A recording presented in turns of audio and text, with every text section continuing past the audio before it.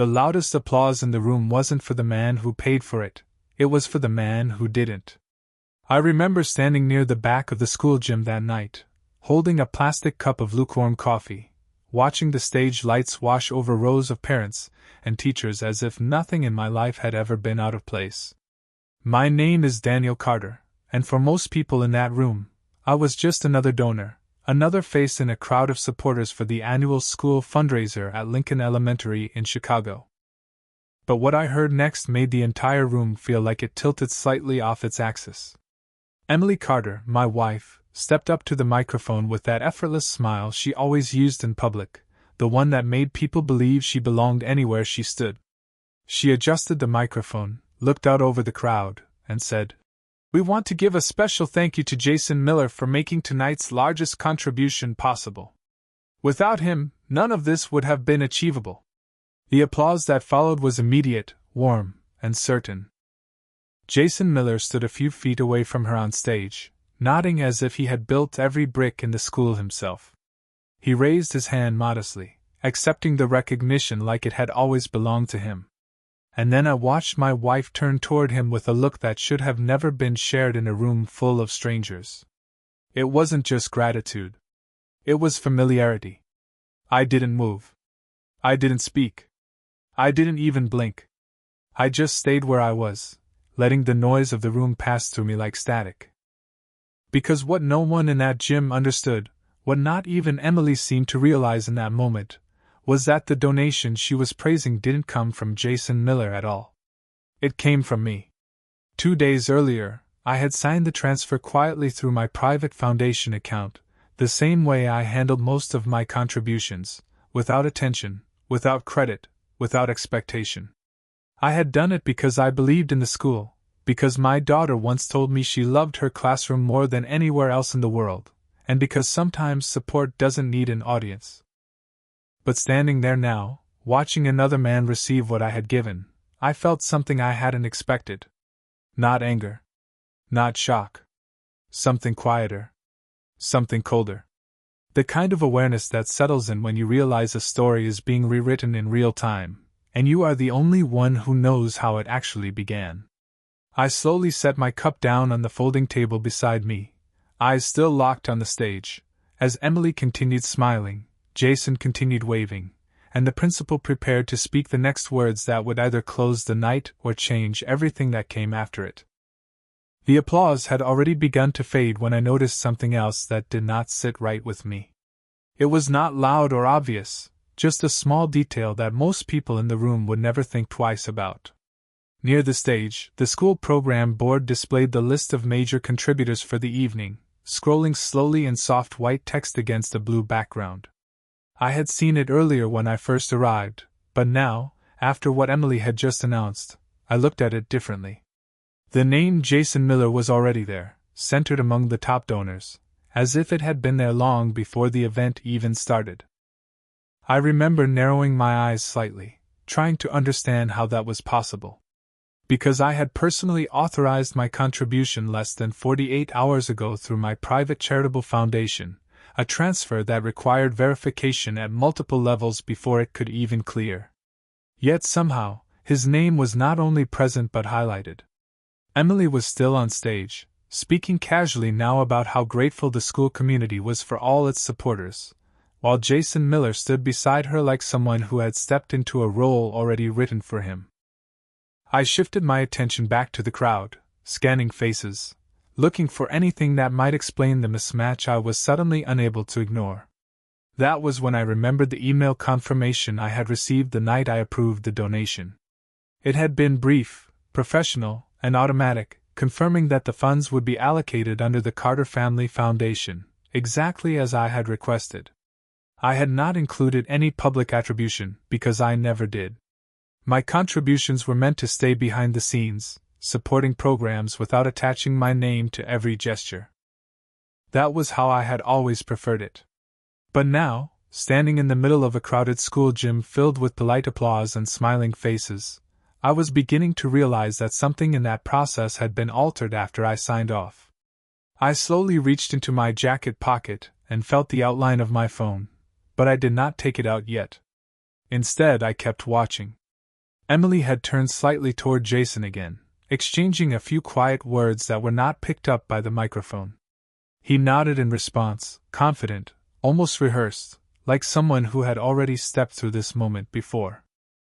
I felt a quiet pressure building in my chest, not anger, not panic, but a steady focus, like the moment right before a system reveals its hidden flaw. Around me, parents continued to chat, children moved between chairs, and teachers prepared for the next part of the program, completely unaware that anything unusual was happening at all. Then I saw the principal, Robert Hayes, step up to the podium with a folder in his hands. He adjusted the microphone, smiled at the audience, and began speaking in the calm, practiced tone of someone used to guiding evenings like this. I did not move. I did not interrupt. I simply stayed where I was, watching the sequence unfold, because somewhere between Emily's announcement, the donor board, and the official program list, there was a contradiction forming in plain sight. And I had learned over the years that contradictions rarely stayed small for long. They always grew into something that eventually demanded to be resolved. The principal's voice carried easily across the gym, steady and practiced, the kind of voice that belonged to someone who had announced hundreds of school events without ever needing to raise his volume. Robert Hayes adjusted the microphone slightly, glanced down at the folder in his hands, and began reading through the evening acknowledgments. I stayed still, watching him closely now, not because I expected anything dramatic, but because I was listening for consistency.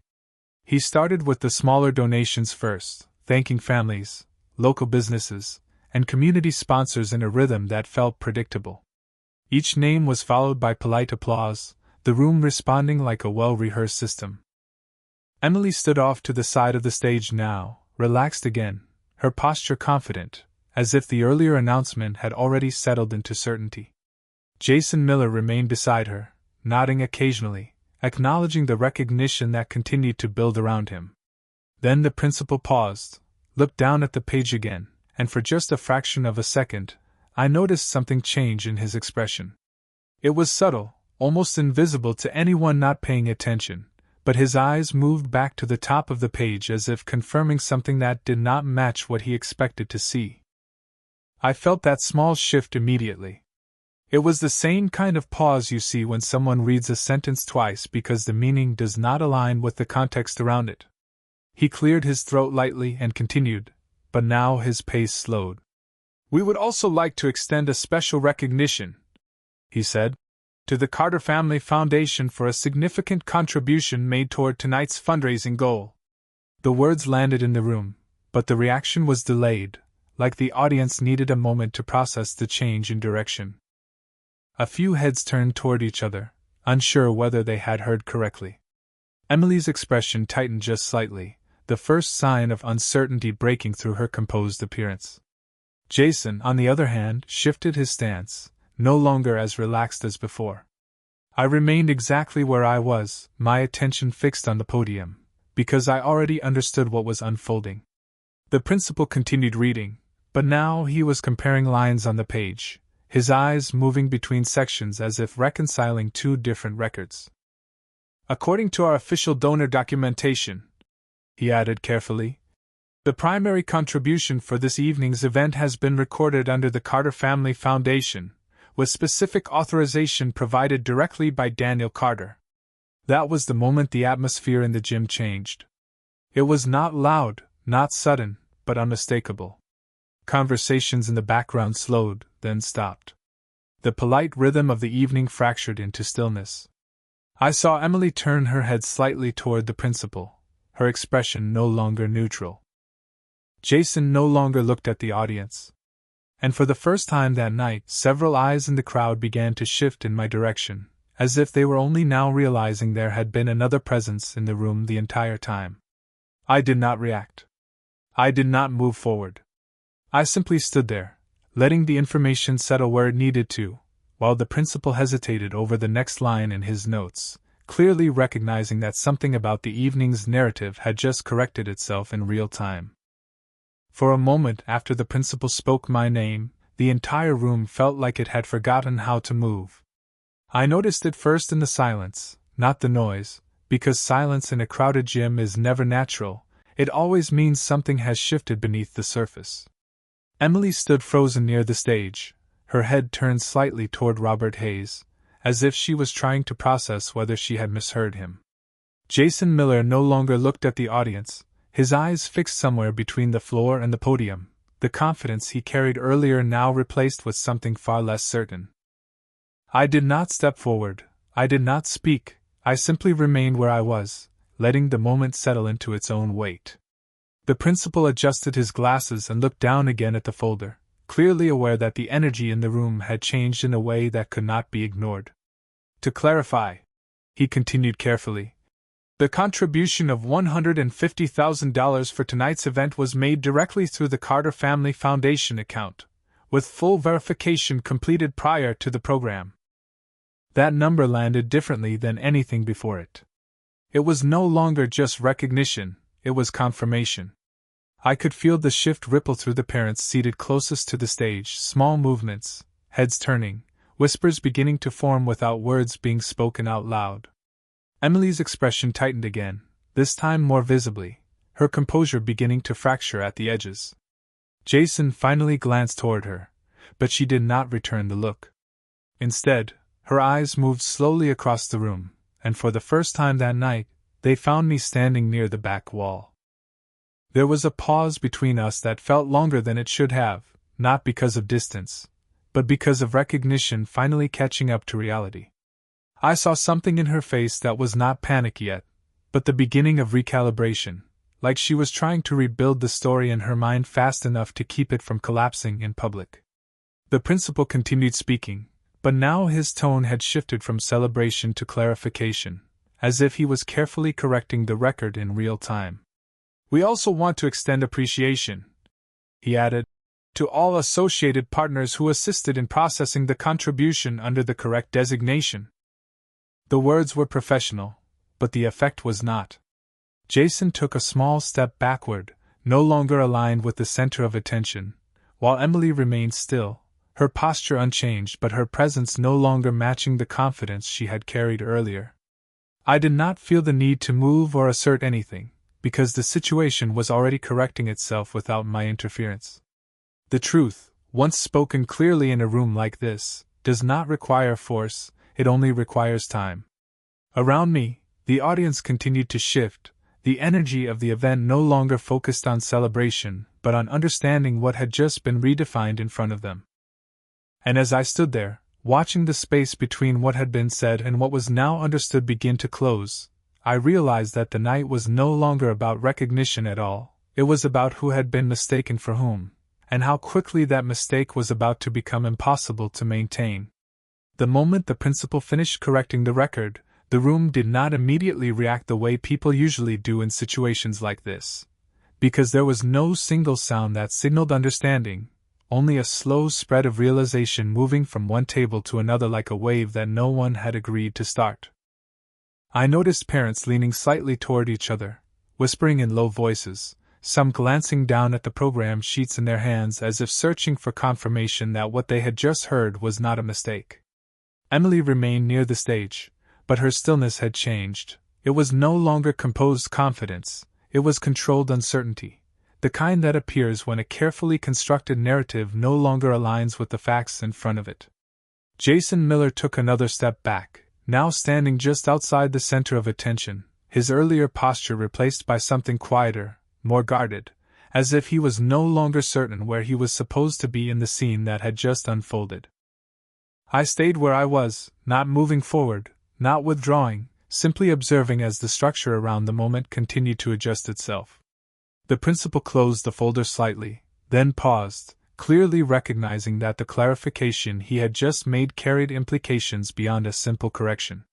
He adjusted the microphone again and spoke in a more careful tone, saying that all donor attributions had been verified through official financial records submitted prior to the event, and that any discrepancies would be reviewed by the school board after the program concluded.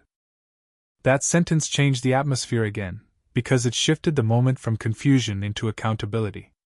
I saw Emily finally break her gaze away from me, turning instead toward Jason, but this time there was no shared understanding between them, only distance forming where familiarity had existed earlier. Jason responded with a brief shake of his head, a gesture that did not resolve anything, only separated him further from the narrative he had been standing inside minutes before. Around them, the audience began to settle into a different kind of silence, not the silence of shock, but the silence of recalculation, as people began to piece together what had actually happened rather than what they had been told. I felt no need to step into the center of it, because the center was no longer stable enough to hold attention in any single direction. Instead, I remained on the edge of the room, watching as the structure of assumptions continued to dissolve under the weight of verified information. Emily's expression shifted again, this time more noticeably, as she seemed to understand that the explanation she had delivered earlier could no longer remain unchanged without consequence. The principal concluded by stating that the program would proceed as scheduled, but any further recognition of contributions would follow verified documentation only. There was a brief pause after his words, and in that pause, the room no longer belonged to celebration or confusion, but to something far more fragile, awareness. And as I stood there, still without speaking, I understood that the evening had already moved beyond its intended purpose, because what had been presented as recognition had now become a record, and records, once corrected in public, do not return to how they were before. The silence that followed the correction did not end, it simply changed shape, becoming heavier and more personal as people in the room began to understand that what they had just witnessed was not a simple announcement error but a public correction of identity and credit. I could feel the shift in the way people looked around the gym, as if everyone was now trying to quietly determine where they stood in relation to what had just been clarified. Emily finally stepped down from the side of the stage, no longer standing in alignment with Jason Miller, and for the first time since the evening began, she was not performing confidence for the audience, she was moving with uncertainty. Her eyes found me again almost immediately, and this time there was no delay in recognition, only the immediate pressure of consequence forming between us. She started walking in my direction, slowly at first, then with more intention, as if distance itself might still offer a way to reshape what had already been spoken into the record. Jason remained near the stage, no longer acknowledged by the principal, no longer included in the rhythm of the event, his presence reduced to something observational rather than central. The principal stepped back from the microphone and spoke quietly to the school staff seated near the front, instructing them to prepare the next segment of the program while donor verification would be reviewed after the event concluded. His tone was careful now, no longer celebratory, but procedural, as if the evening had shifted from recognition to documentation. I did not move as Emily approached. I simply watched her close the distance between us, her expression tightening and loosening in small shifts that suggested she was searching for the correct version of events that would still allow her to stand comfortably in the moment. When she finally stopped a few feet away from me, there was a pause that neither of us immediately filled. Around us, the gym continued to exist in fragments of conversation and half-formed reactions, but in that small space between us, everything else felt distant. She began to speak, but stopped almost immediately, as if the first version of her explanation did not survive the weight of what had already been confirmed. I noticed her glance briefly toward the stage again, then back to me, as if trying to anchor herself to something that still felt controllable. I did not interrupt. I did not correct her. I simply waited, the same way I had been waiting since the beginning of the evening, allowing each moment to reveal itself fully before responding to it. Jason finally moved as well, stepping down from the stage area, but he did not approach us, instead choosing to remain at a distance where observation felt safer than participation. The principal, now speaking with school administrators, confirmed that all donor records would be audited internally to ensure alignment with financial documentation, a statement that carried more weight than it initially appeared to, because it confirmed that what had just occurred would not remain contained within this room. Emily exhaled slowly, and when she spoke again, her voice was quieter, no longer carrying the confidence she had used earlier in the evening. She said my name, then paused, then attempted to form an explanation that no longer matched the structure of what had already been verified. I listened without reacting, because at that point, reaction was no longer necessary. The situation had already moved beyond interpretation, and what remained was simply the distance between what had been assumed and what could now no longer be denied. Emily stood in front of me as the noise of the gym slowly returned in fragments, conversation starting again in low tones as if people were unsure whether the moment of correction had truly ended or if something else was still coming. Her voice came out carefully at first, like she was trying to rebuild stability from uncertainty, telling me there had been a misunderstanding, that Jason had been involved in coordinating communications with the school and that somewhere along the process the attribution must have been switched. I listened without interrupting, my attention steady, not because I believed her explanation, but because I wanted to understand how far the structure of the situation had been altered before it collapsed into clarity. Around us, the principal had stepped aside with 2 administrative staff members, reviewing documents on a tablet, confirming details against printed donor records. Jason finally spoke up from a few feet away, his tone measured but noticeably less confident than earlier, adding that he had only been representing the donation in coordination with Emily's instructions. That phrase lingered in the air longer than it should have, because it revealed more than it intended to explain. Representation was not ownership, and coordination was not authorization. I slowly took my phone out of my jacket pocket, not in urgency, but in confirmation, and opened the record of the transfer I had initiated 2 days earlier. The screen displayed the transaction clearly, including the account identifier linked to the Carter Family Foundation and the timestamp of approval. I turned the screen slightly so that Emily could see it. She stared at it for a moment, her expression tightening again, this time with recognition rather than confusion. I did not raise my voice. I did not need to. I simply said that the contribution had been processed directly under my foundation account, and that no external party had been assigned ownership or public representation of the donation. Jason shifted his weight, looking briefly toward the principal as if waiting for confirmation that might soften the situation, but none came immediately. Instead, Robert Hayes returned, holding a printed sheet this time, his expression more neutral but now fully aligned with verification rather than ceremony. He confirmed aloud that the official donor record reflected my authorization and that any earlier attribution made during the program introduction did not match the submitted financial documentation. There was no dramatic reaction, only a quiet adjustment in how the room understood what had already been said.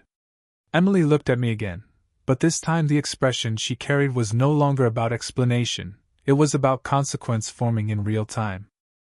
I remained still, not advancing the situation, not escalating it, simply allowing the corrected record to exist without resistance. Around us, the gym felt different now, not louder or quieter, but more precise, as if every conversation had become aware of the difference between perception and confirmation.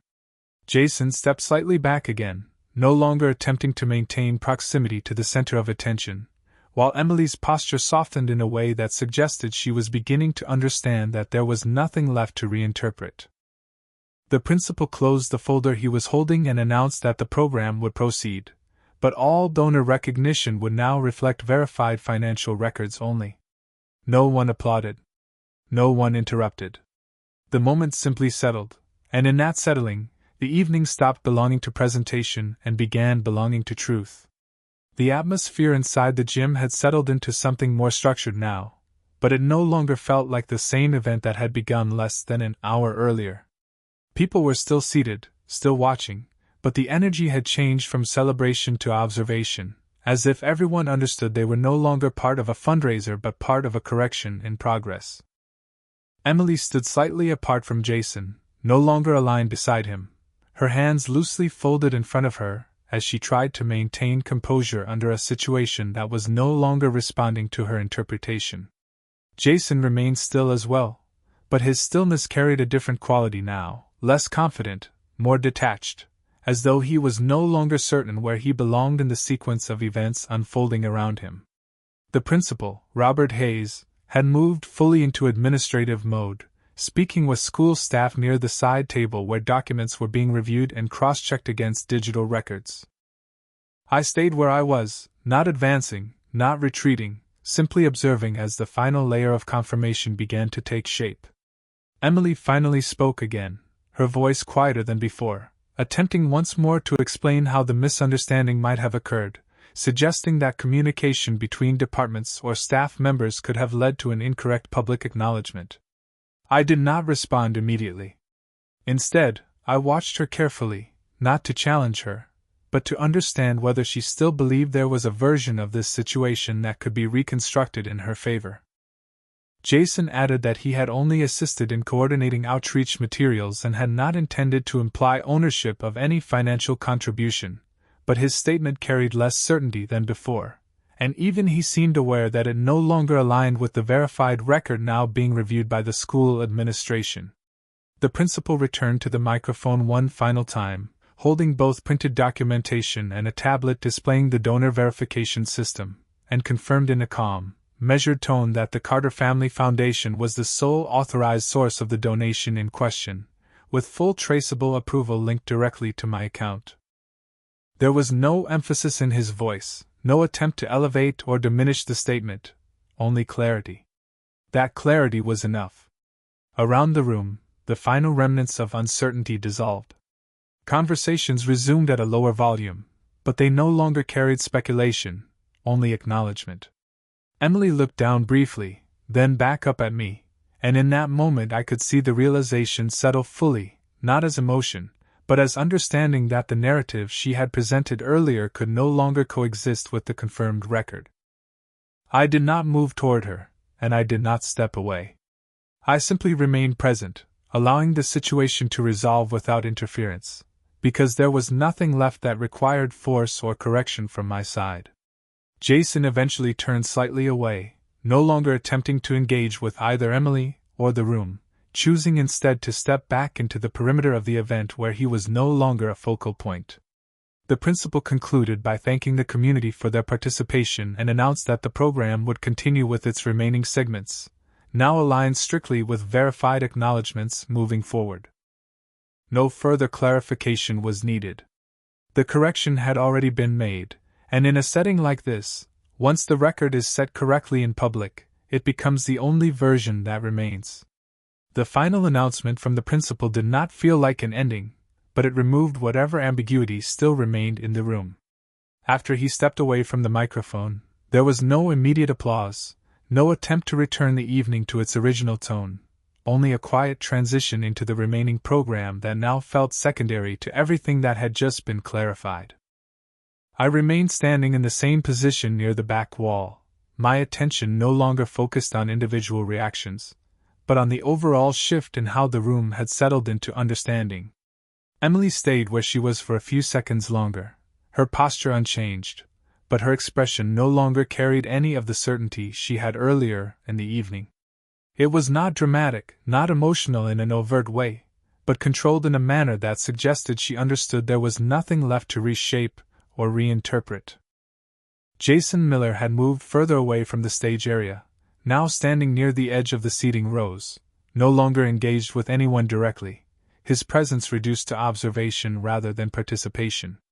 The school staff resumed small logistical tasks, adjusting seating lists and preparing the next segment of the fundraiser, but even those movements felt quieter, as if the environment itself had adjusted its volume in response to what had been established. Emily finally turned fully toward me and took a few steps forward, stopping at a distance that felt careful rather than accidental. She spoke my name again, but this time there was no attempt to construct explanation around it, only a pause that suggested she was searching for something that no longer existed in the form she expected. I listened without interruption, because at this point, there was nothing left in the situation that required urgency or correction. The facts had already been confirmed in public, through multiple independent records and direct administrative verification. She tried briefly to reference timing, coordination, and assumptions made earlier in the process, but each phrase seemed to lose structure as she spoke, collapsing under its own weight before it could become a complete explanation. I did not respond immediately, not because I was unsure, but because the situation no longer required participation to remain clear.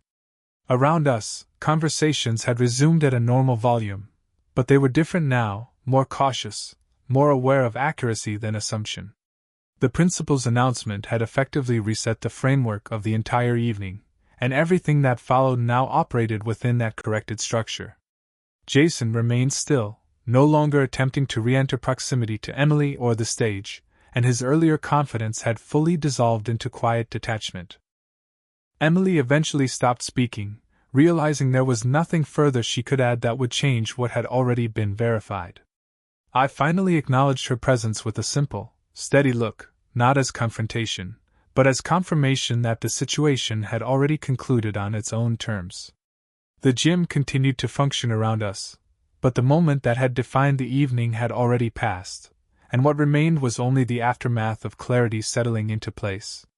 The remainder of the evening unfolded in a quieter rhythm, as if the correction that had been made earlier had absorbed all remaining tension and left behind only structure. The school fundraiser continued with its planned sequence, but no one treated it as the same event anymore. Conversation stayed lower, movements slower, and attention more divided than before, as people processed what had been clarified in public rather than what had been assumed at the beginning of the night. I remained in the same place near the back wall, no longer watching for reactions so much as observing how quickly a collective understanding can replace confusion once the facts are no longer in dispute. Emily eventually stepped slightly away from the area near the stage, no longer standing in alignment with Jason Miller, and for the first time since the correction, she did not attempt to approach me again immediately.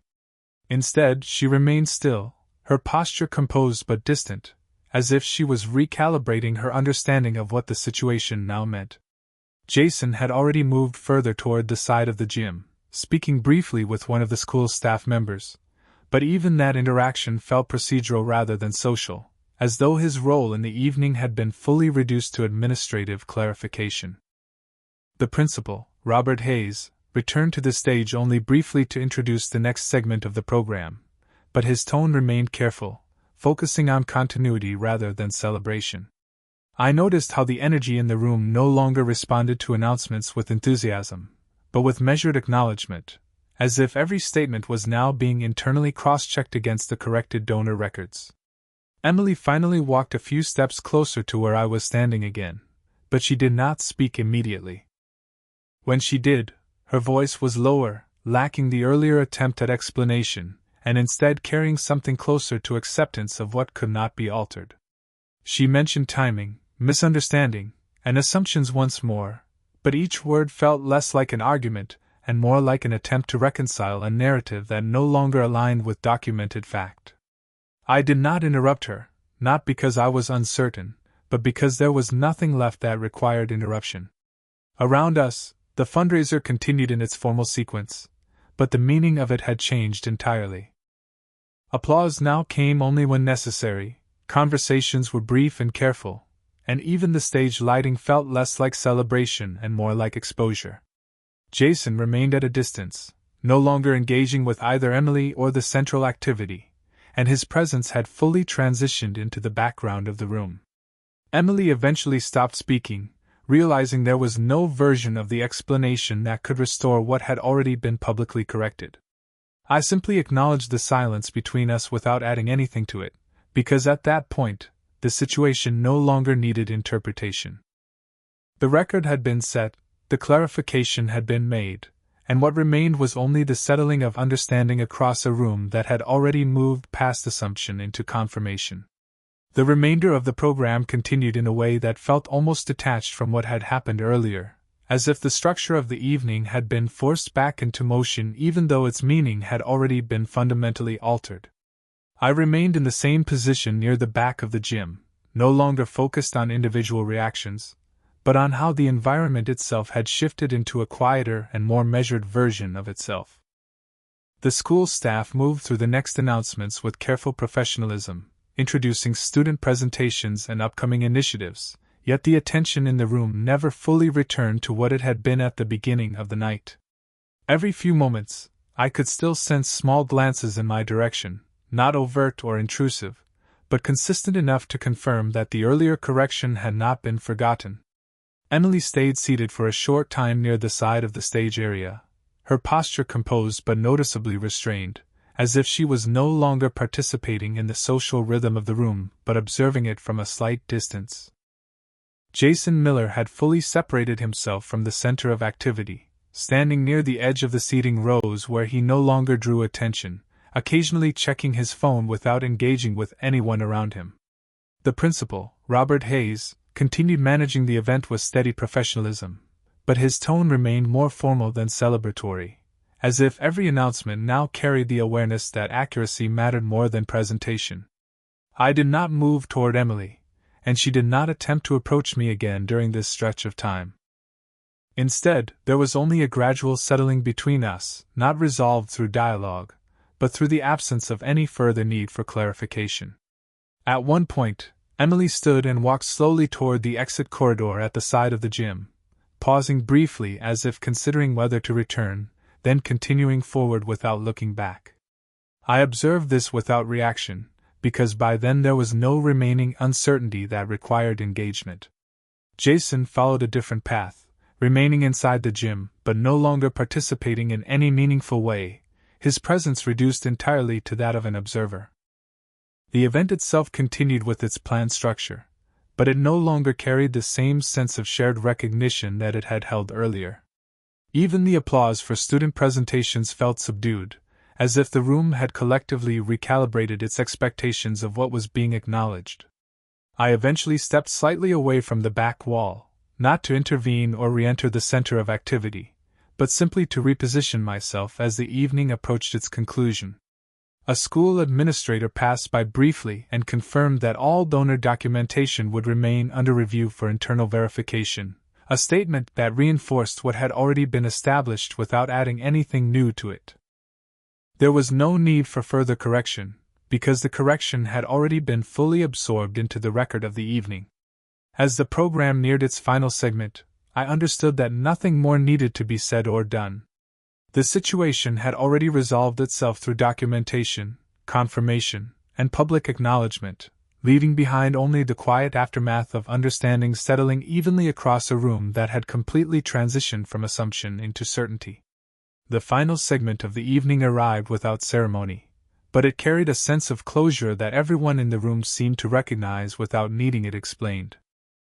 I had remained near the edge of the gym for the last part of the program, no longer observing individual reactions with focus, but instead taking in how the entire environment had shifted into a quieter, more controlled rhythm. The remaining announcements were delivered in a standard format, acknowledging student performances, upcoming school initiatives, and closing remarks from faculty members, yet none of it carried the emotional weight that the earlier correction had created. Even the audience response had changed, becoming more measured, as if people were still processing what had been clarified earlier, and were no longer fully invested in the celebratory structure of the event. Emily was no longer seated near the stage area. I had noticed her leave earlier through the side corridor without drawing attention, moving with a level of restraint that suggested she was no longer interested in remaining within the space of public interpretation. Jason Miller had also remained distant, positioned near the outer rows for the remainder of the program, his attention divided between occasional phone checks and brief glances toward the stage, but never re-entering the center of activity. The principal, Robert Hayes, delivered the closing remarks in a steady and professional tone, thanking the community for attending and acknowledging the importance of accurate donor recognition in school fundraising efforts. There was no emphasis placed on earlier confusion, no attempt to revisit or reinterpret what had occurred, only a clear transition toward conclusion. I stayed where I was as the audience began to shift toward exits, conversations resuming in low tones, people gathering belongings and preparing to leave in a manner that felt more subdued than typical for an event of this scale. A few parents passed near my position, some offering brief nods of acknowledgement, but there was no lingering attention focused on any single individual anymore. The moment that had defined the evening had already passed, and what remained was simply the aftermath of its correction settling into memory. As I finally turned slightly toward the exit myself, I understood that nothing further needed to be addressed. The situation had already completed its full cycle through presentation, clarification, and confirmation, leaving behind a room that had quietly moved from assumption into understanding without resistance or return. By the time I stepped out of the school gym, the night air felt noticeably different from the atmosphere inside, as if the weight of what had happened in that room had been left behind with the closing doors. The parking lot was already thinning out, with families slowly driving away under the soft glow of streetlights, their conversations muted through car windows, their attention no longer anchored to the event that had just concluded. I walked at a steady pace toward my vehicle, not rushed, not delayed, simply moving with the understanding that the evening had fully reached its conclusion. Behind me, the school building still held traces of activity, faculty members likely completing final checks and securing materials, but none of that carried forward into the space I was now occupying. The correction that had taken place earlier in the night no longer required attention, because it had already settled into the official record and into the collective understanding of everyone present. As I reached my car, I paused briefly before opening the door, taking a moment to reflect not on the confrontation itself, but on how quickly perception can shift when documentation and clarity replace assumption. There had been no escalation, no disruption, only a sequence of confirmations that allowed the truth to establish itself without resistance. I entered the vehicle and closed the door gently, the interior quiet immediately contrasting with the residual noise of the departing crowd outside. As I started the engine, I glanced once more toward the school entrance, where a few remaining figures were still visible in the distance, but none of them were part of the moment anymore. Emily had already left earlier, and Jason Miller had disappeared from view shortly after the program ended, each of them moving out of the space in their own direction without further interaction. There was no sense of final confrontation waiting to be resolved, because nothing unresolved remained in practical terms. The situation had already been clarified through official acknowledgement, verified records, and public correction, leaving no ambiguity behind. I drove slowly out of the parking lot, merging into the light traffic of the evening streets, the city continuing its normal rhythm as if the event had been just another scheduled gathering rather than a moment of realignment in understanding. As I continued driving, I found my attention shifting away from what had happened and toward what it represented, not as emotion, but as structure. It was a reminder that accuracy does not require force, and that truth, when properly documented and clearly presented, does not need reinforcement to remain stable. By the time I reached the main road, the school was no longer visible in my rearview mirror, and the evening had fully transitioned into quiet continuity. There was nothing left to address, nothing left to correct, only the steady movement forward into a night that now belonged entirely to conclusion rather than uncertainty.